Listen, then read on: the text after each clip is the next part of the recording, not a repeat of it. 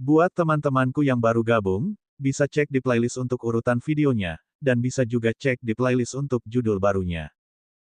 Bab 441, tidak ada yang bisa tinggal. Tapi sekarang, mereka berdua muncul di hadapannya tanpa terluka. Cui Cheng segera menyadari bahwa Bai Ze dan Bai Wan ada di sini untuk membalas dendam padanya. Cui Cheng tahu karena mereka telah menemukannya, tidak mungkin dia bisa melarikan diri. Ini karena keluarga Bai memiliki garis keturunan Yun Yin dari awan. Bakat seperti itu membuat orang iri dan ketakutan. Kalau tidak, mengapa Kaisar Benua Timur begitu takut pada keluarga Bai? Apakah hanya karena Bai Xiao memiliki kekuatan militer? Tidak, Kaisar takut dengan kemampuan tuan muda keluarga Bai ini. Dia takut suatu hari nanti, ketika mereka menjadi berkuasa, mereka bahkan akan merampas tahtanya. Oleh karena itu, perintah Kaisar adalah Bai Xiao dan 3 tuan muda keluarga Bai harus mati. Tidak satu pun dari mereka yang bisa tetap hidup. Jika tidak, dengan kepribadian keluarga Bai, selama mereka masih memiliki kehidupan, mereka pasti akan membalaskan dendam keluarganya. Cui Cheng secara alami takut pada sesuatu yang bahkan ditakuti oleh Kaisar. Belum lama ini, ketika dia mendengar berita kematian mendadak Kaisar Benua Timur, dia panik dan tentu saja memikirkan keluarga Bai. Tanpa diduga, Bai Ze dan Bai Wan masih hidup. Kematian Kaisar Benua Timur. Aku akan pergi bersamamu, tapi tolong bermurah hati dan ampuni keluargaku. Mereka semua tidak bersalah. Mereka tidak tahu apa-apa. Mata Bai Wan dipenuhi kebencian saat dia memandangnya. Keluargamu tidak bersalah. Bagaimana dengan keluargaku? Bagaimana dengan anggota keluarga Bai yang meninggal secara tragis? Bagaimana dengan tentara yang kehilangan nyawa karena rencanamu? Bukankah mereka tidak bersalah? Apakah mereka pantas mati? Saat kamu menyerang keluarga Bai, pernahkah kamu berpikir untuk melepaskan mereka?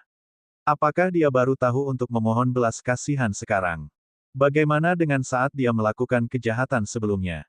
Cui Cheng mengalihkan pandangannya. Selama bertahun-tahun, dia memimpikannya banyak tentara yang meninggal secara tragis datang untuk meminta nyawanya. Alasan mengapa dia berbuat baik adalah karena dia ingin mengumpulkan sejumlah kebajikan untuk dirinya dan keluarganya sehingga dia bisa menghapus dosa-dosanya.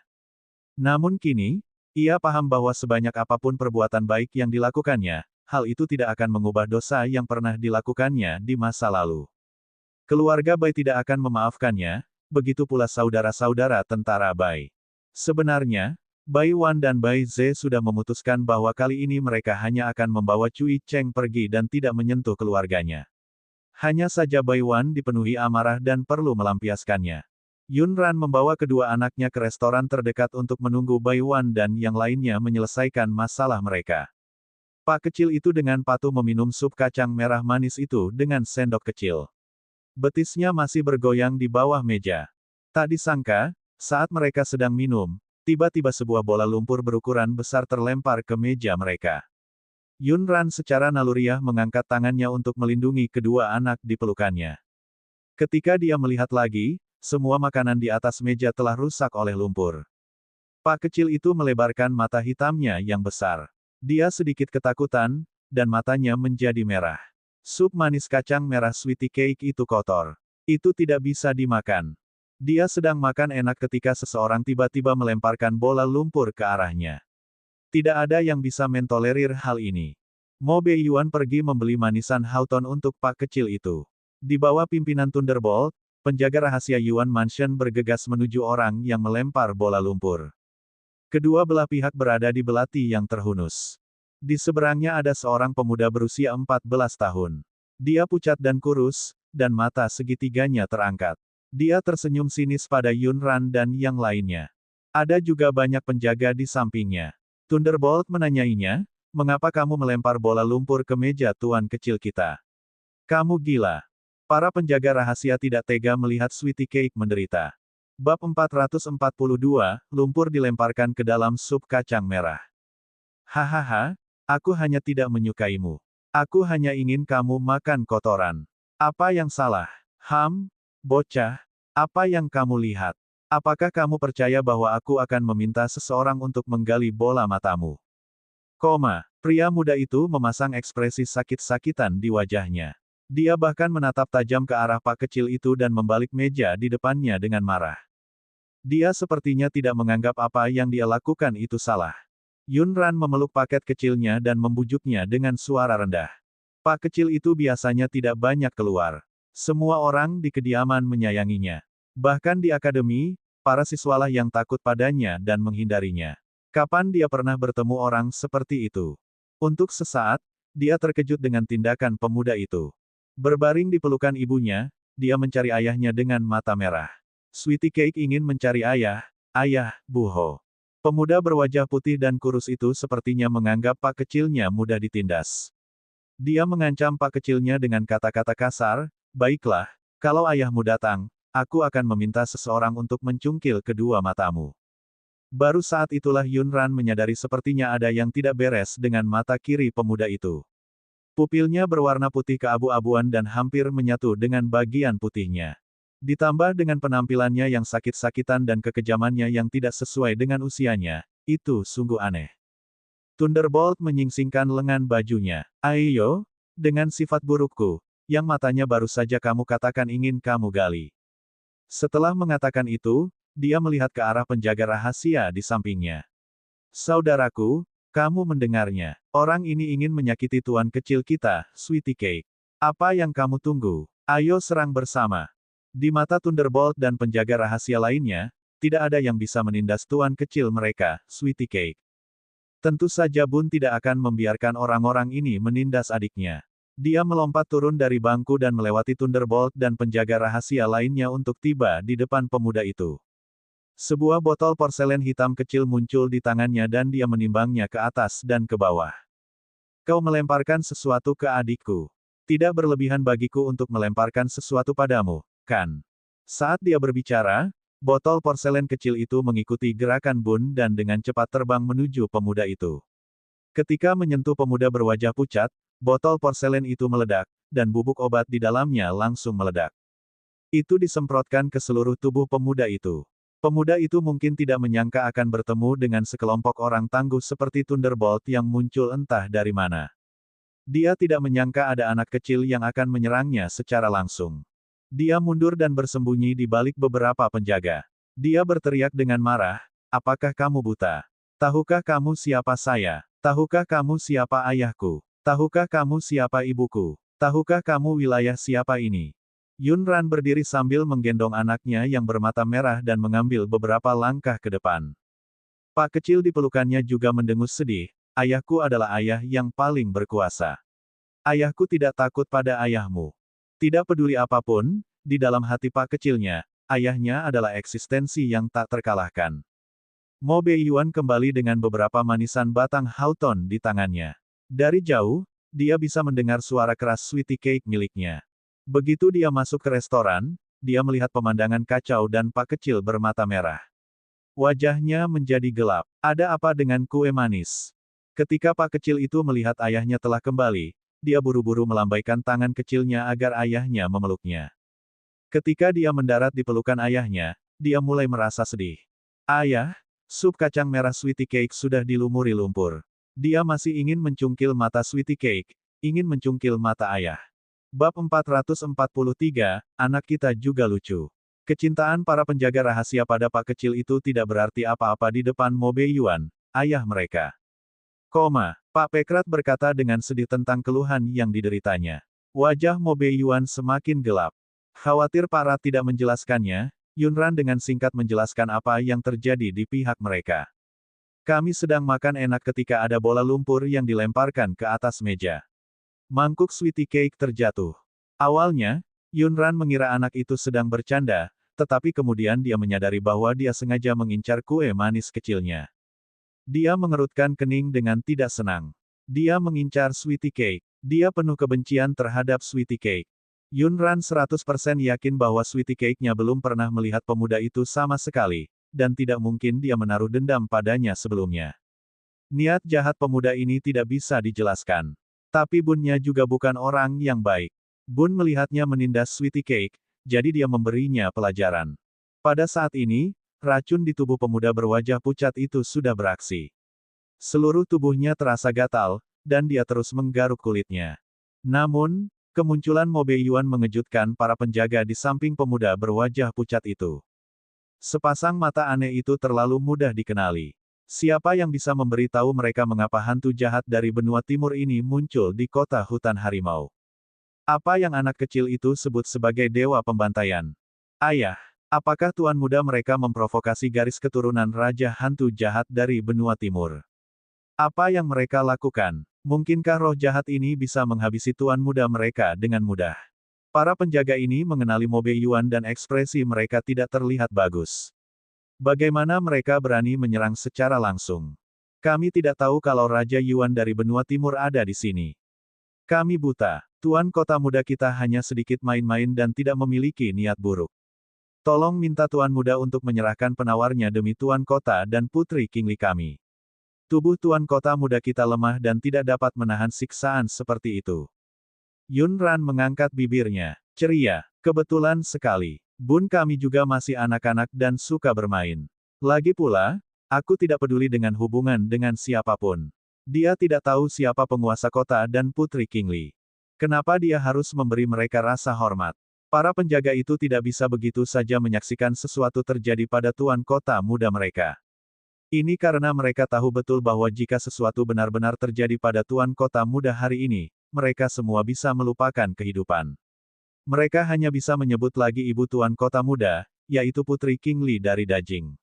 Mereka berharap Raja Yuan bisa meredakan amarahnya demi Putri Kingli dan keluarga Kekaisaran Dajing. Tuan kota muda kita adalah satu-satunya keturunan Putri Kingli dan tuan kota. Tidak ada yang bisa terjadi padanya. Tolong, tunjukkan belas kasihan pada akun Putri Kingli. Yun Ran mengerutkan kening. Dia bukan orang suci, tetapi penguasa kota ini terlihat tidak sehat. Jika dia benar-benar kehilangan nyawanya karena racun itu, Bunnya akan diperlakukan sebagai pembunuh di usia yang begitu muda. Mendengar hal ini, Yun Ran meminta Bun untuk melemparkan penawarnya kepada mereka. Mari kita lupakan saja masalah ini. Kita seimbang. Setelah racunnya disembuhkan, penguasa kota menatap mereka dengan tatapan berbisa untuk beberapa saat sebelum pergi di bawah bujukan para penjaga. Mo Beiyuan tidak tahan melihat paket kecilnya diintimidasi. Perutnya masih penuh amarah. Yun Ran menggelengkan kepalanya ke arahnya. Lupakan, Bun sudah membalas dendam pada Sweetie Cake. Jika Mo Beiyuan mengambil tindakan, masalah ini akan benar-benar meledak. Dalam situasi perselisihan internal di benua timur saat ini, tidak pantas bagi Mo Beiyuan untuk membuat musuh di Dajing. Bab 444, Disposisi, Lembut dan Elegan. Sedangkan Sweetie Cake, dia sedang memegang sebatang manisan Hawthorne di tangannya yang gemuk dan sudah memulihkan penampilan bahagianya. Pak kecilnya tidak pandai dalam hal lain, tapi emosinya pulih dengan cukup cepat. 2 batang manisan Hawthorne sudah cukup untuk meringankan suasana hatinya. Ayah, makanlah 1. Manisan Hawthorne benar-benar enak. Mo Beiyuan mendekat dan meminta 1. Rasa manis dan asam dari manisan Hawthorne langsung memenuhi lidahnya. Suasana hatinya langsung membaik. Di sisi lain, Bai Wan, Bai Ze, dan Suan Yuan Yu juga membawa Cui Cheng kembali. Suan Yuan Yu menyayangi Pak kecil itu. Dia segera menggendong Pak kecil itu dan bahkan melihat mata Pak kecil itu memerah. Yun Ran tercengang. Saat dia bertanya, Pak Rat tidak berbohong. Dia segera memberitahu kakek dari pihak ibu tentang bagaimana seseorang melemparkan lumpur ke arahnya saat dia sedang makan.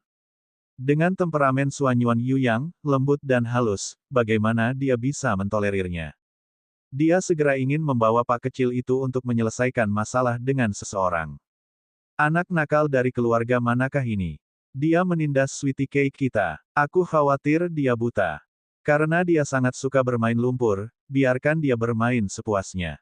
Ajak beberapa orang dan gali lubang besar. Setelah selesai, lemparkan bocah kecil itu ke dalamnya.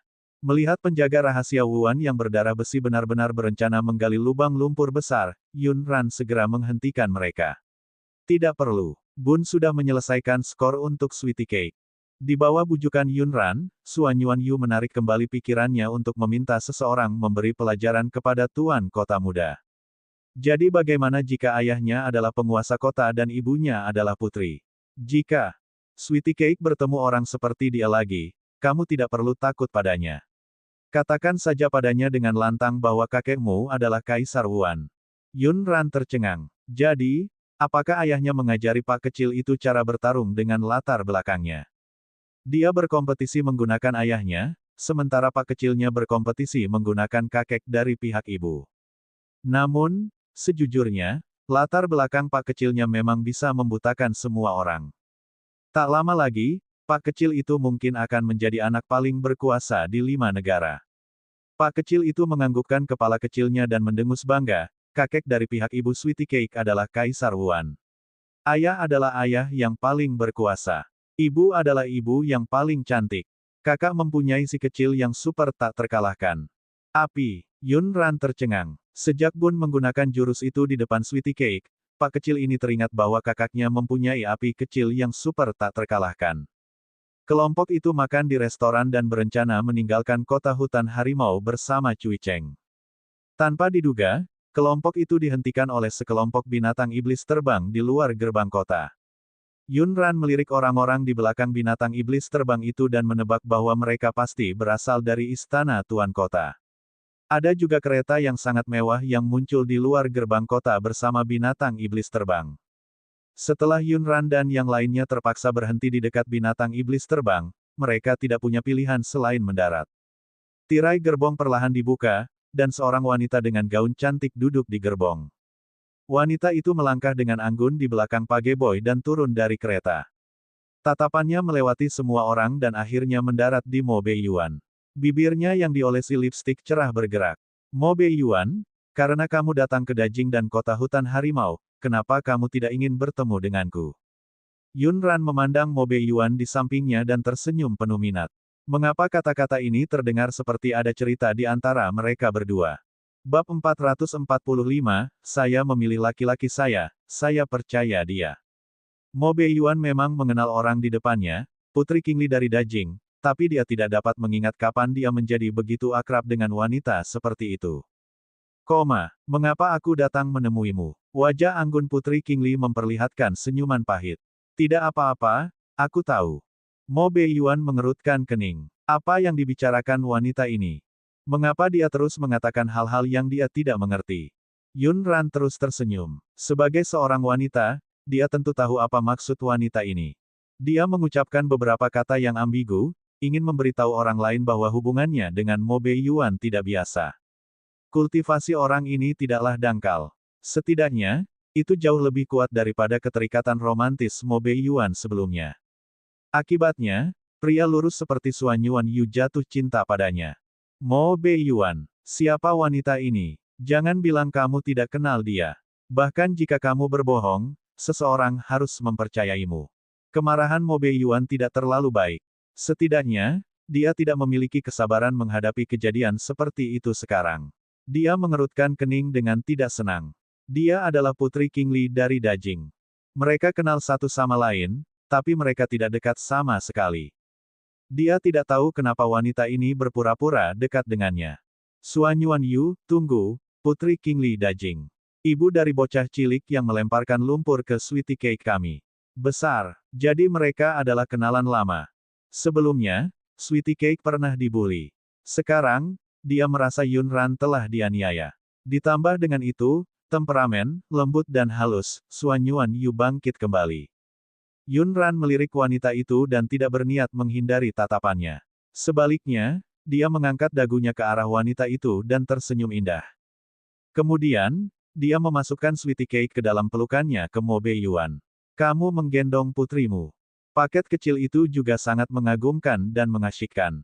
Dia memanggilnya ayah dalam pelukan Mo Bei Yuan.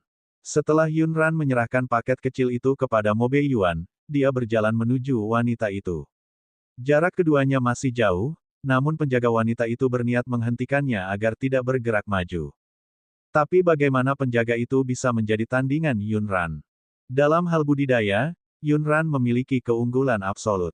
Para penjaga tidak bisa menghentikannya sama sekali. Yun Ran menghindari penjaga dan tiba di depan wanita itu. Kemudian, dia mencondongkan tubuh ke depan dan berkata dengan suara rendah, trikmu ini tidak berguna untukku. Belum lagi tidak ada apa-apa antara dia dan kamu, meskipun sebelumnya ada sesuatu di antara kamu, itu semua sudah berlalu. Apakah kamu pikir aku peduli? Atau menurutmu aku akan bermusuhan dengannya karena perkataanmu?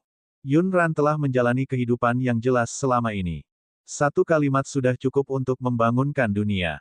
Identitas dan tingkat kultivasi Mo Beiyuan sangat didambakan oleh beberapa wanita muda. Yun Ran merasa ini bukan apa-apa. Wajar jika orang-orang menyukai dan membenci satu sama lain di dunia ini. Dia juga percaya bahwa karena Mo Beiyuan mengatakan bahwa dia adalah satu-satunya, tidak mungkin dia terlibat dengan wanita lain. Jelas, apa yang baru saja ditunjukkan Mo Beiyuan adalah dia tidak mengenal Putri Qingli. Namun, Putri Qingli sengaja mengucapkan kata-kata yang ambigu. Lalu, dia tidak bisa mengatakan bahwa dia tidak bersalah. Saya sendiri yang memilih pria itu. Saya percaya padanya. Mu Qingli tidak menyangka bahwa dia akan diberi pelajaran oleh seorang wanita dari keluarga bangsawan rendahan dan terpuruk. Bab 446, Laki-laki Anda. Apa kamu yakin? Ran. Melihat Yun Ran tiba-tiba mendekati Mu Qingli, Mo Beiyuan takut sesuatu akan terjadi padanya, jadi dia memanggilnya. Yun Ran hendak berbalik ketika dia mendengar Mu Qingli berkata dengan suara rendah sehingga hanya mereka berdua yang bisa mendengarnya. Laki-lakimu. Apa kamu yakin? Mengapa Anda tidak bertanya kepadanya mengapa dia lebih memilih disiksa oleh racun parasit daripada menyakiti saya setelah dia diracuni saat itu? Oh, saya lupa. Dia awalnya berencana mencari wanita secara acak untuk menyelesaikannya, tapi aku tidak menyangka wanita yang dia temukan dengan santai adalah kamu. Ekspresi Yun Ran sedikit berubah. Dia tidak menyangka Putri Qingli mengetahui rahasia racun Gu di tubuh Mo Beiyuan. Adapun hal-hal lain yang dia katakan, Yun Ran tentu saja tidak mempercayainya. Dia mengerucutkan bibir merah mudanya dan tersenyum tipis. Apakah begitu? Itu artinya aku ditakdirkan bersamanya, kan? Mu Qingli awalnya berpikir bahwa kata-katanya dapat membalikkan keadaan. Tanpa diduga, Yun Ran tidak hanya tidak merasa cemburu karena hal ini, tetapi dia juga tersenyum padanya. Seolah-olah dia memberitahunya bahwa itu tidak ada gunanya. Dia adalah pemenang terakhir yang tetap berada di sisi Mo Beiyuan. Iblis batin terbesar Mu Qingli dalam hidupnya adalah Mo Beiyuan. Oleh karena itu, ketika dia mengetahui bahwa Mo Beiyuan telah datang ke kota hutan harimau, dia buru-buru mengejarnya. Dia hanya ingin melihat apakah dia hidup dengan baik sekarang. Jika itu tidak baik, dia bisa menanyainya dengan keras dan tidak menyesal tidak memilihnya saat itu. Namun, dia memiliki ekspresi bahagia di wajahnya. Itu adalah ekspresi yang belum pernah dia miliki saat menghadapinya. Mu Qingli tahu bahwa dia menjalani kehidupan yang sangat bahagia sekarang. Bahkan jika dia tidak memilihnya, dia masih hidup dengan baik sekarang dengan kecantikan di sisinya, dan sepasang anak. Namun, bukan ini yang ingin dilihat Mu Qingli. Mereka jelas merupakan tipe orang yang sama dan pernah hidup di jurang yang gelap dan kotor, tapi mengapa Mo Beiyuan bisa merangkak keluar dari kegelapan? Selama bertahun-tahun, dia ingin membalas dendam padanya dan membuatnya menyesal. Semua yang dia lakukan telah menjadi lelucon. Tatapan Mu Qingli tertuju pada Mo Beiyuan, lalu menyapu anak cantik di pelukannya dan anak kecil lainnya yang berdiri di sampingnya. Kecemburuan gila itu sekali lagi menyelimuti hatinya. Mengapa putranya lahir tidak lengkap, sakit, dan jelek? Namun, anak-anak Mo Beiyuan dengan wanita ini sangat sehat dan tampan. Bahkan senyuman mereka pun sangat indah. Jari-jari Mu Qingli, yang tersembunyi di balik lengan bajunya, menjadi putih karena dikepal terlalu erat. Kebencian membara di hatinya. Ya, kamu sangat beruntung. Rahimmu bekerja dengan baik. Anda tahu bagaimana menggunakan anak-anak untuk mengikat seorang pria. Kekayaan seorang ibu bergantung pada anaknya. Mu Qingli tidak percaya bahwa pria berdarah dingin seperti Mo Beiyuan akan sangat menyukai seorang wanita. Oleh karena itu, alasan mengapa wanita di depannya ini bisa berada di sisi Mo Beiyuan hanya karena dia telah melahirkan dua garis keturunan untuk Mo Beiyuan. Dia tahu betapa keluarga kerajaan sangat menghargai garis keturunan. Belum lagi nasib Mo Beiyuan sebagai pembawa sial. Dia mengira dia tidak akan memiliki garis keturunan apapun, tetapi sekarang dia memiliki dua garis keturunan, dia secara alami harus memikirkan cara untuk menjaga mereka tetap di sisinya. Oleh karena itu, kebahagiaan Mo Beiyuan adalah karena anak-anaknya, bukan karena wanita ini.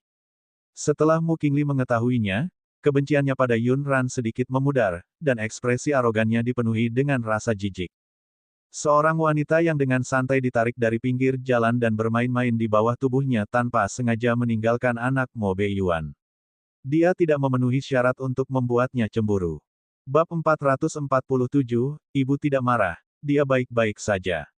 Mu Qingli telah meminta orang untuk mengumpulkan informasi tentang Mo Beiyuan tanpa henti selama bertahun-tahun. Dia tahu bahwa setelah sekian lama, Mo Beiyuan tidak berniat memberikan status pada wanita ini. Sebagai seorang laki-laki, jika dia bahkan tidak tega memberimu status, lalu apalagi yang bisa dibicarakan tentang cinta? Bukankah begitu? Saat Mu Qingli berbicara, dia tersenyum pada Yunran. Oh, aku hampir lupa. Masih ada racun Gu di antara kalian berdua. Itu menjelaskan mengapa dia membuatmu tetap di sisinya. Lagi pula, jika kamu mati, dia tidak akan bisa hidup, kan? Tatapan Mu Qingli kembali menyapu wajah kecil Yunran. Dia harus mengakui bahwa wanita di depannya adalah dewi di hati pria. Namun, Mo Beiyuan bukanlah orang biasa yang hanya tahu cara memandang kecantikan wanita. Dia harus memiliki ambisi yang lebih besar. Dia akan menjadi raja dari 5 kerajaan. Mu Qingli merasa tidak ada yang mengenal Mo Beiyuan lebih baik darinya karena mereka adalah orang yang sama. Dia telah berada di Istana Benua Timur sejak dia masih muda dan telah melihat sisi paling kotor dan paling gelap di dunia. Yang paling dia benci adalah wanita sepertimu yang tidak bermoral dan bahkan bisa menggunakan anak-anaknya sebagai alat tawar-menawar untuk mencapai puncak. Bagaimana dia bisa memberimu status? Kata-kata ini tidak enak didengar. Setidaknya tidak ada wanita yang suka mendengar kata-kata seperti itu. Setelah kata-kata mengejek Mu Qingli, dia tidak melihat ekspresi yang diinginkannya di wajah Yunran. Wajah cantik Yunran masih memiliki ekspresi yang sangat tenang. Tatapannya tertuju pada wajah Mu Qingli dan dia mengerucutkan bibir merah mudanya dan terkekeh. Jadi, kamu mengatakan begitu banyak omong kosong untuk memberitahuku bahwa dia tidak mencintaiku. Dan kaulah yang paling memahaminya. Tapi akulah yang bersamanya sekarang, akulah yang memiliki anak bersamanya, dan akulah yang terjerat dengannya. Dan kamu bukan siapa-siapa. Setelah percakapan, persahabatan, mereka, ekspresi Yunran menjadi normal. Tidak ada ketidakbahagiaan di wajahnya. Namun, Mu Qingli hampir meledak karena marah. Meskipun Mo Beiyuan berada jauh, percakapan mereka berdua kurang lebih sampai ke telinganya. Dia benar-benar tidak mengenal Mu Qingli. Yunran mengangkat bun di samping dan melompat ke punggung Changluan. Ran, aku tidak mengenalnya. Saya tidak tahu apa yang salah dengan wanita ini. Mo Beiyuan segera mengejarnya untuk menjelaskan hal ini padanya. Dia tidak ingin Yunran salah paham bahwa ada sesuatu antara dia dan Mu Qingli. Adapun Mu Qingli, dia bahkan tidak repot-repot melihatnya. Tentu saja, dia tidak peduli Mu Qingli memanggil namanya dari belakang. Pak kecil itu tidak tahu apa yang telah terjadi. Dia membelalakan mata hitam besarnya di pelukan ayahnya dan berkata dengan suara kekanak-kanakan, "Ibu, jangan marah." Tidak baik marah. Yunran merasa bahwa dia sama sekali tidak peduli dengan apa yang dikatakan wanita bernama Mu Qingli, tetapi bahkan kue manis kecilnya pun bisa merasakan ketidakbahagiaannya. Yunran memelototi pria di depannya dengan mata berair, tapi dia tidak bisa mengatakan apapun di depan kedua anak itu. Dia hanya bisa menghibur pak kecilnya, "Ibu tidak marah. Dia baik-baik saja." Namun, dia mengabaikan Mo Beiyuan sepanjang waktu. Tidak peduli seberapa jernihnya pikiran Yunran atau seberapa sadarnya dia, setelah mendengar kata-kata Mu Qingli barusan, mustahil baginya untuk berpura-pura tidak terjadi apa-apa. Lagi pula, wanita itu bahkan mengetahui rahasia racun Gu di tubuh Mo Beiyuan. Ia bahkan mengetahui bahwa kedua anaknya dikandung setelah semalaman bersama Mo Beiyuan ketika racun parasit beraksi. Bab 448, dia ingin mendetoksifikasi Anda. Karena Mu Qingli tiba-tiba muncul dan dengan sengaja memprovokasi Yunran, Suan Yuanyu, Bai Wan, dan bahkan Bai Ze tidak lagi menyukai Mo Beiyuan. Bai Wan dan Bai Ze baik-baik saja, tetapi dengan kepribadian Suan Yuanyu yang lembut dan halus, dia tidak akan membiarkannya pergi begitu saja dengan mendengus dingin. Dia mendekati Mo Beiyuan dan menanyakan apa yang terjadi dengan Mu Qingli. "Xiaoran adalah putriku yang berharga. Aku akan marah pada siapapun yang berani mengganggunya. Beritahu saya, apa yang terjadi antara kamu dan Putri Dajing?" Mo Beiyuan sedang tidak dalam mood yang baik. Dia juga tercengang dengan pertanyaan Suan Yuanyu. Dia mengklarifikasi lagi, saya tidak ada hubungannya dengan Mu Qingli. Saya tidak kenal. Yang TDK kenal, tidak familiar. Dia membawa orang untuk memblokir gerbang kota dan menunggumu. Yang TDK kenal, apakah dia masih mempunyai perasaan padamu? Yang TDK kenal, omong kosong apa yang dia katakan pada Xiaoran. Suan Yuanyu tidak menyetujui masalah antara Yun Ran dan Mo Beiyuan karena dia tahu apa yang harus ditanggung Yun Ran setelah berkumpul dengannya. Mo Beiyuan. Selain itu, permulaan mereka tidak terlalu bagus. Suan Yuanyu selalu merasa bahwa adalah pilihan yang tepat bagi Yun Ran untuk kembali ke Wuhan bersamanya bersama kedua anaknya. Namun, Yun Ran tidak setuju. Tidak mudah memutuskan hubungan kedua anak tersebut dengan Mo Beiyuan, ayah kandung mereka. Mo Beiyuan melihat ke arah Yun Ran. Matanya menjadi gelap dan dia mengeluarkan tekanan rendah. Mo Beiyuan tidak pernah berpikir bahwa dengan nasibnya sebagai pembawa sial, dia akan mengalami hari seperti itu. Dia tidak ingin Yun Ran marah padanya karena wanita lain. Saya hanya melihatnya sekali atau dua kali ketika saya masih muda. Aku belum pernah berbicara banyak dengannya. Siapa yang tahu kenapa wanita itu ingin menjebakku? Mo Beiyuan menjejalkan paket kecil itu ke dalam pelukannya ke Suan Yuanyu. Setelah mengatakan itu, dia berlari untuk menjelaskan kepada Yun Ran. Ran, tanyakan apa saja padaku. Aku akan mengatakan yang sebenarnya padamu. Baiklah, ikut aku. Yun Ran merasa ini adalah masalah di antara mereka berdua. Tidak baik membicarakannya di depan semua orang. Mereka berdua pergi ke hutan di samping. Yun Ran menyilangkan lengannya dan menatapnya dengan mata jernih dan berair. Sekarang kamu bisa menjelaskan mengapa dia tahu tentang racun dalam dirimu. Juga, bagaimana dia tahu bahwa ketika racunnya beraksi, Anda secara acak menemukan seseorang. Dan orang itu adalah aku. Yun Ran sangat penasaran dengan hubungan mereka berdua. Mu Qingli bahkan mengetahui masalah yang sangat rahasia tentang Mo Beiyuan dengan sangat baik. Kita harus tahu bahwa bahkan Suan Yuanyu, Raja Wuhan, belum mengetahui bahwa Mo Beiyuan telah diracuni oleh posisi Gu. Alis Mo Beiyuan yang tebal dan hitam segera berkerut. Saya tidak tahu bagaimana dia mengetahuinya saat itu.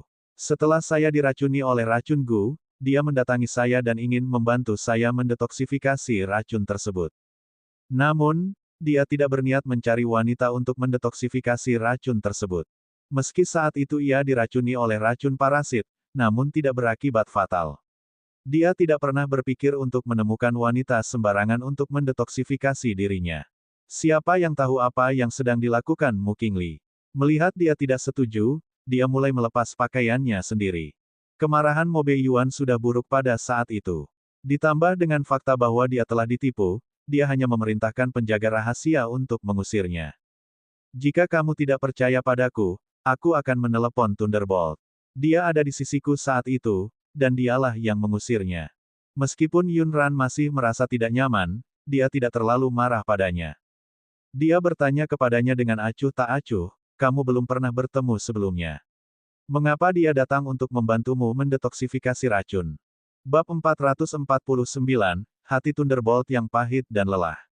Mo Beiyuan benar-benar mengingat segala sesuatu antara dia dan Mu Qingli dengan serius. Saya pikir kami baru bertemu dua kali. Pertama kali setelah saya diracuni, dan kedua kalinya di jamuan makan istana di benua timur. Yun Ran meliriknya. Apa kamu yakin? Setelah hanya bertemu dua kali, dia sangat mencintaimu dan ingin mengorbankan kepolosannya untuk mendetoksifikasimu. Ketika dia menanyakan hal ini, Mo Beiyuan sedikit ragu. Itu terutama karena karakternya. Dia mungkin tidak menghabiskan terlalu banyak usaha untuk mengingat orang atau hal yang tidak terlalu dia pedulikan. Mo Beiyuan takut dia akan melupakan beberapa saat mereka bertemu. Jika Yun Ran mengetahuinya, dia akan mengira dia berbohong padanya, jadi dia langsung memanggil Thunderbolt. Jelaskan pada Ran dulu tentang Mu Qingli. Halilintar tercengang. Mengapa dia harus menjelaskan masalah antara tuannya dan Putri Dajing? Namun, karena tuannya memintanya menjelaskan, dia harus menjelaskan dengan benar. Menurut pengalaman saya selama bertahun-tahun sebagai penjaga bayangan, Putri Qingli dari Dajing seharusnya jatuh cinta pada guru. Namun, saya dapat menjamin selama masa lajang saya bahwa guru saya tidak memiliki perasaan apapun terhadapnya sama sekali. Nona Yun Ran, kamu tidak perlu cemburu. Seberapa pantaskah wanita itu membuat Anda cemburu? Di mata guru, selain Anda, tetaplah Anda. Selama bertahun-tahun, belum lagi putri kelima, Qingli, bahkan putri kesembilan, yang dikenal sebagai peri bunga persik, dan putri Suelian dari Beihan, yang ingin menikahi guru kita, tidak pernah menggoda guru kita. Yunran mengangkat bibir bawahnya dan merasa geli. Oh, jadi selain putri Qingli, ada juga putri bunga persik dan putri Suelian. Tuanmu cukup populer di kalangan sang putri. Thunderbolt tidak menyangka bahwa dia akan berbicara terlalu banyak, sehingga menyebabkan lebih banyak masalah. Dia segera menundukkan kepalanya dan berpura-pura batuk beberapa kali. Tidak, guru kita tidak mengenal mereka. Adapun Putri Qingli, guru kita baru bertemu dengannya beberapa kali. Kami benar-benar tidak ada hubungannya dengan dia. Yunran melirik pria di sampingnya. 3-5 kali.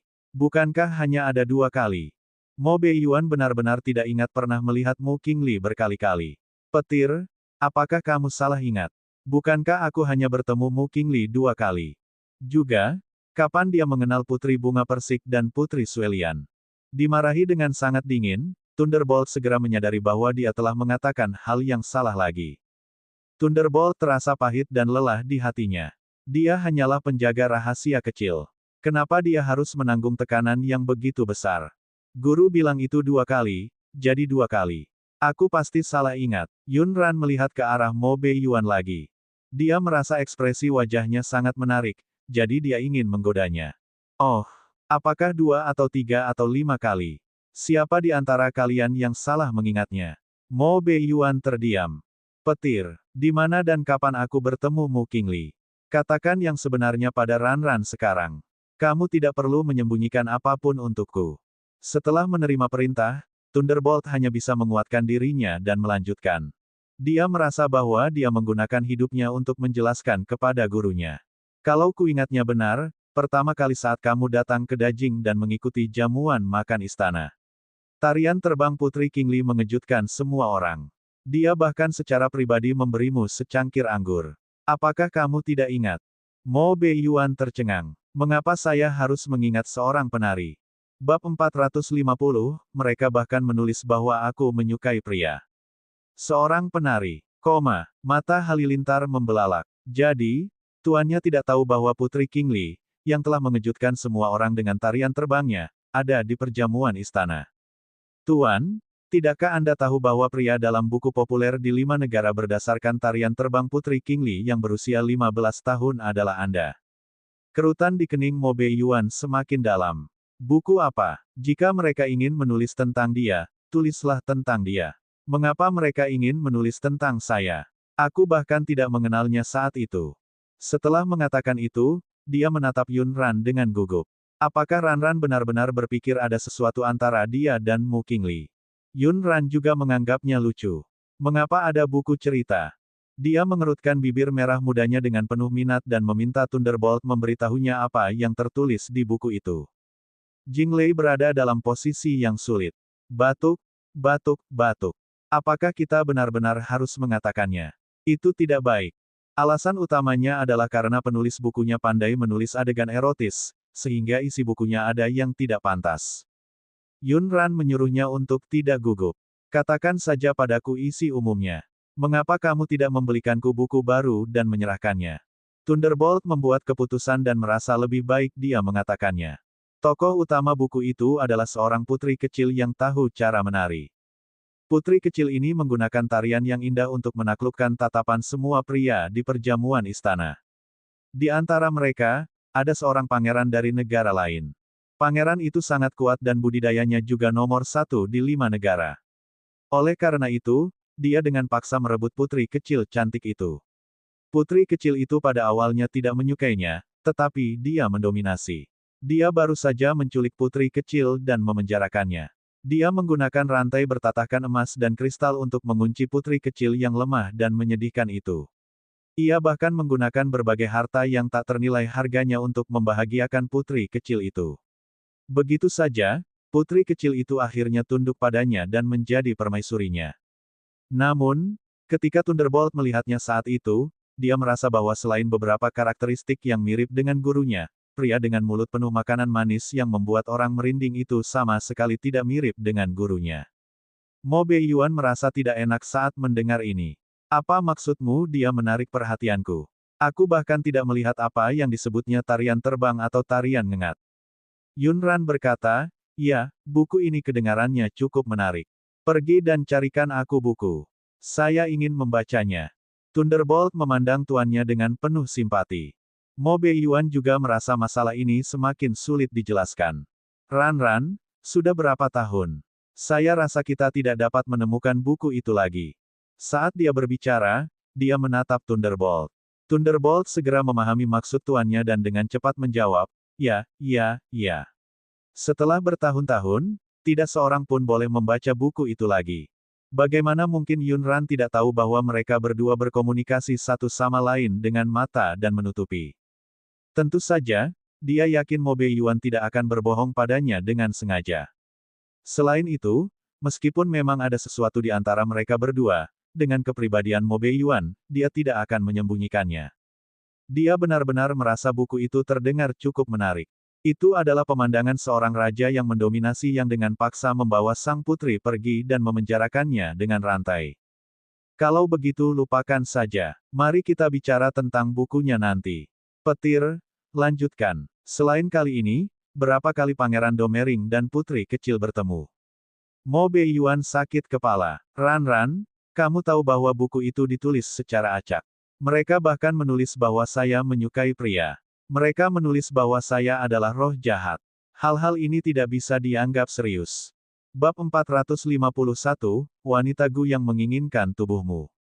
Yunran menopang dagunya dengan tangannya dan menyipitkan matanya. Saya baru saja meminta Thunderbolt untuk membantu Anda mengingat apa yang terjadi dengan Mu Qingli sebelumnya. Kenapa kamu gugup? Thunderbolt juga merasa tuannya agak terlalu gugup. Lihat dia tidak gugup sama sekali. Dia hanya berkeringat. Thunderbolt mengangkat tangannya untuk menyeka keringat di dahinya.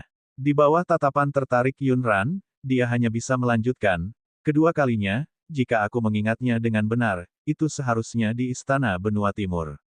Kali ini, Putri Qingli pergi ke Benua Timur untuk menghadiri perjamuan istana. Kali ketiga juga merupakan waktu yang sama. Dia diam-diam mencari guru kita untuk memintanya menemuinya. Mo Beiyuan hanya mengingatnya sekali. Namun, ia hanya ingat bahwa Putri Dajing pernah muncul di istana, namun ia lupa bahwa mereka telah bertemu untuk ketiga kalinya setelah itu. Mu Qingli diam-diam mencarinya. Kenapa dia tidak mengingat ini? Dia mencariku. Mengapa? Thunderbolt berkata, saat itu, saya mendengarkan dari samping. Sepertinya dia memohon pada guru untuk membawanya keluar dari istana Kekaisaran Dajing. Jika tidak, dia akan dinikahkan oleh Kaisar Dajing dengan seorang penguasa kota yang jauh lebih tua darinya. Penguasa kota itu mungkin adalah penguasa kota hutan harimau saat ini. Saat Thunderbolt mengatakan ini, Mo Beiyuan sepertinya mendapat kesan tertentu. Dia tidak membantunya. Ini karena dia bukan tipe orang yang mau ikut campur dalam urusan orang lain. Selain itu, dia adalah Raja Yuan dari Benua Timur. Bukan tempatnya untuk ikut campur dalam urusan keluarga Kekaisaran Dajing. Terlebih lagi, dia sama sekali tidak mengenal Mu Qingli. Dia tidak tahu orang seperti apa dia, jadi dia pasti tidak akan membantunya. Terlebih lagi, permintaan Mu Qingli saat itu sepertinya adalah dia pergi menemui Kaisar Dajing untuk meminta menikahinya. Dia ingin menjadi permaisuri Yuan dari Benua Timur. Saat itu, Mo Beiyuan sama sekali tidak berniat menikah dan memiliki anak. Tentu saja, dia menolak permintaannya dengan tegas. Yunran bersenandung pelan. Oleh karena itu, Mu Qingli ingin menikahi Mo Beiyuan saat itu dan bahkan secara pribadi memintanya untuk menikahinya. Namun, Mo Beiyuan tidak setuju. Apa yang terjadi setelah itu? Thunderbolt berkata, setelah itu, ini adalah yang keempat dan kelima kalinya. Keempat kalinya adalah ketika guru diracun. Ya, itulah waktunya. Putri Qingli kebetulan menemukannya dan menyarankan untuk mendetoksifikasi guru. Saat itu, kami melihatnya. Guru benar-benar berada dalam posisi yang sulit, jadi kami membiarkan Putri Qingli masuk ke kamar guru. Siapa yang tahu bahwa hal itu akan menyebabkan guru menjadi marah dan bahkan meminta kami untuk mengusirnya. Kali kelima adalah hari setelah Tuan dan Nona Yunran bertemu, Putri Qingli datang ke pintu lagi. Situasinya pasti kacau saat itu. Beberapa saudara penjaga rahasia membiarkannya tergelincir di depannya, dan dia mengetahui bahwa guru telah menyentuh wanita lain. Awalnya, Yunran hanya penasaran dengan hubungan Putri Qingli dan Mo Beiyuan. Sekarang, setelah mendengar Thunderbolt menceritakan bagaimana mereka bertemu satu sama lain, dia sedikit bingung tentang hal lain. Mo Beiyuan, aku ingat racun Gu di tubuhmu disebabkan oleh Nyonya Gu yang mendambakan tubuhmu. Bagaimana Mu Qingli tahu bahwa kamu diracuni oleh racun Gu? Nyonya Gu itu meracunimu. Dia seharusnya tidak berteriak-teriak tentang hal itu, kan? Saat itu, Mo Beiyuan menjadi marah dan mengusirnya. Dia tidak menyelidiki masalah ini secara detail. Dia mengira Mu Qingli secara tidak sengaja mengetahui bahwa dia terkena racun Gu. Bagaimanapun, racun Gu di tubuhnya memang diracuni oleh Nyonya Gu.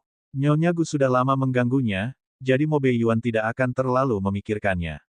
Tampaknya ada skema lain dalam masalah ini. Bab 452, dia ingin melakukan lebih banyak. Sekarang setelah Yunran mengatakan itu, Thunderbolt juga merasa memang ada sesuatu yang mencurigakan tentang ini. Saat itu, fakta bahwa tuan mereka telah diracuni oleh racun Gu tidak pernah dipublikasikan. Apalagi saat itu mereka tidak berada di Dajing. Bagaimana ini bisa terjadi secara kebetulan? Nona Yunran, apakah menurut Anda racun parasit di tubuh guru juga ada hubungannya dengan Putri Qingli? Mata Yunran menjadi gelap. Dia berpikir sejenak sebelum berkata perlahan, saya tidak punya bukti untuk membuktikan bahwa dia terlibat dalam hal ini sekarang, tapi mengandalkan intuisi seorang wanita dan apa yang dia katakan di depan saya sebelumnya, saya pikir dia paling tidak mempunyai motif ini. Meskipun dia hanya bertukar beberapa kata dengan Mu Qingli sebelumnya, tidak sulit untuk mengetahui apa yang dipikirkan Mu Qingli tentang Mo Beiyuan. Perasaan keras kepala seperti itu seolah-olah dia telah menemukan jenisnya sendiri sangatlah menakutkan. Alasan mengapa Mo Beiyuan tidak mencurigai Mu Qingli sebelumnya mungkin karena dia sama sekali tidak tahu tentang perasaan Mu Qingli yang hampir patologis terhadapnya. Bahkan sampai sekarang, dia masih merasa masalah ini sedikit konyol. Apakah wanita itu gila? Aku sama sekali tidak mengenalnya. Kami hanya berbicara beberapa patah kata. Mengapa dia ingin menyakitiku? Yunran merasa bahwa pikiran pria terkadang berbeda dengan pikiran wanita. Kamu tidak mengenalnya, tapi dia berpikir bahwa kamu adalah orang yang sama dengannya dan kalian berdua adalah pasangan yang cocok di surga, tetapi kamu tidak ingin ada hubungannya dengan dia. Kemudian, dia secara alami akan memikirkan cara untuk berhubungan dengan Anda. Cara tercepat bagi pria dan wanita untuk menjalin hubungan dekat adalah dengan berhubungan. Pada saat itu, jika dia benar-benar membantumu mendetoksifikasi racunnya, dia tidak hanya akan menjadi dermawanmu, tapi dia juga akan menjadi wanitamu. Dia akan menjadi orang terdekatmu.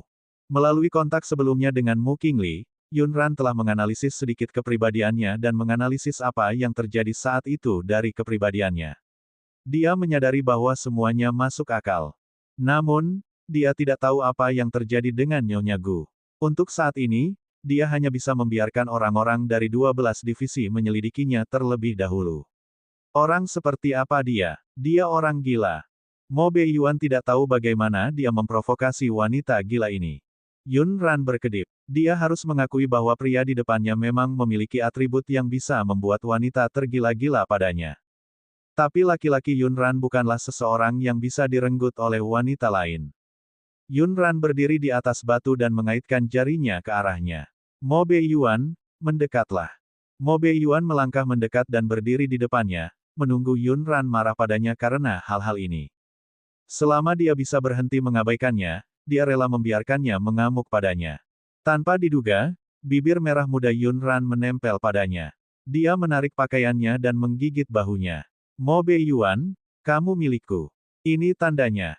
Sepanjang jalan, Mo Beiyuan sudah lama ingin memeluknya dan menciumnya dengan ganas. Sekarang dia telah mengambil inisiatif untuk memprovokasi dia, bagaimana dia bisa melepaskannya. Tangan besarnya meraih pinggangnya dan menariknya ke dalam pelukannya. Bibir tipisnya mencium bibir merah muda yang memikat itu. Bibirnya yang lembut sepertinya memiliki aroma buah yang manis. Si kecil dalam pelukannya halus dan lembut. Dia mengerang pelan di bawah ciumannya. Namun, hal itu membuat seluruh darah di tubuh Mo Beiyuan mendidih. Dia meraih pinggangnya dan membawanya ke sebuah gua di samping. Karena dia ingin berbuat lebih banyak. Bab 453, tampaknya menderita penyakit serius. Seluruh kepala Yunran pusing. Dia merasakan garis di depannya tiba-tiba menjadi gelap. Mengapa dia membawanya ke gua ini?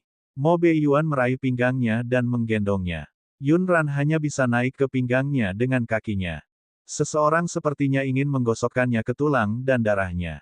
Dia menopang punggungnya dengan satu tangan dan tubuhnya dengan tangan lainnya. Hidungnya yang tinggi menyentuh lehernya, dan suaranya rendah dan serak, menggelitik gendang telinganya. Ran, aku hanya menyukaimu dan hanya menginginkanmu. Yunran akhirnya mengatur napasnya. Saat dia bertemu dengan mata anehnya yang bersinar dengan cahaya ungu tua, dia melihat emosi paling langsung dan panas di mata itu. Idiot, jika aku benar-benar tidak mempercayaimu, aku sudah lama menendangmu dari punggung Changluan. Keduanya tidak memulai dengan baik, tapi Yunran bukanlah tipe wanita yang suka membelah rambut. Karena dia telah memilih untuk bersamanya, dia tidak akan mundur dengan alasan apapun. Mo Beiyuan merasa bahwa dia benar-benar dirugikan oleh Mu Qingli. Ran, hal gila apa yang wanita itu katakan padamu sebelumnya? Karena jarak dan fakta bahwa mereka berdua sengaja berbicara dengan suara rendah, dia tidak dapat mendengar keseluruhan percakapan mereka. Yunran meliriknya dengan lembut. Dia bilang alasan kamu tidak mencarinya untuk mendetoksifikasi racunnya saat itu adalah karena kamu tidak tega menyakitinya. Dan aku seorang wanita yang biasa kamu temukan di pinggir jalan. Dia juga mengatakan bahwa saya mengandalkan dua orang kecil untuk mencapai posisi saya saat ini. Dan saya adalah seorang ibu yang bangkit karena anak-anaknya. Tidak mudah bagi Mo Beiyuan untuk bersama wanita yang disukainya. Saat ini, Mu Qingli telah menjadi wanita jahat yang ingin merusak hubungannya dengan Yunran. Ran, di masa depan, jika kamu melihat wanita gila itu, menjauhlah darinya. Menurutku dia sakit parah. Yunran merasa terhibur dengan ekspresi serius di wajah tampannya dan tertawa terbahak-bahak. Mo Beiyuan, apa yang kamu khawatirkan? Akulah yang seharusnya khawatir. Itu sebabnya kamu harus menjauh darinya di masa depan. Mereka berdua ingin mengucapkan beberapa patah kata lagi ketika mereka mendengar suara kekanak-kanakan pak kecil mereka. Ayah, ibu. Yunran merapikan pakaiannya yang berantakan dan berjalan keluar gua dengan wajah merah. Kue manis, ibu dan ayah ada di sini. Suan Yuanyu menyerahkan paket kecil di pelukannya padanya dan melirik ke arah Mo Beiyuan, yang baru saja keluar dari gua dengan ekspresi puas. Dia mendengus dingin. Apakah dia mengganggumu lagi? Yunran tidak menyangka ayah dan anak kandungnya akan bertemu dengannya dan Mo Beiyuan ketika mereka berada di gua kecil. Tidak, dia tidak menggangguku. Pak kecil itu mengedipkan mata hitamnya yang besar, mengaitkan leher kecilnya, dan memandang ke dalam gua. Ibu, apa yang kamu dan ayah mainkan di dalam gua? Setiap kali Yunran bertemu dengan Pak kecil yang menanyakan pertanyaan seperti itu, dia berkulit tipis. Kami tidak memainkan apapun. Lalu apa yang ayah dan ibu lakukan di dalam gua? Tidak banyak. Saya hanya ingin tahu tentang sebuah gua, jadi saya masuk untuk melihatnya. Sweetie Cake, apakah kamu ingin masuk dan melihatnya? Yunran segera mengalihkan rasa penasaran si Pekrat. Baiklah. Sweetie Cake ingin melihatnya. Yunran membawa Pak kecil itu ke gua kecil dan memuaskan keingintahuan Pak kecil itu. Rombongan beristirahat sejenak sebelum melanjutkan perjalanan. Sepanjang jalan, berita dari 12 divisi terus berdatangan. Kebanyakan dari mereka adalah tentang situasi terkini di kota Kekaisaran Benua Timur. Setelah Mo Beiyuan pergi, Mo Jinyu menggunakan beberapa metode yang keras dan tercela untuk mengalahkan pangeran lainnya dalam perebutan tahta. Sekarang, di permukaan, Mo Jinyu, putra mahkota, sudah menguasai kota Kekaisaran Benua Timur. Ia pun mendapat dukungan dari sebagian besar pejabat di Benua Timur.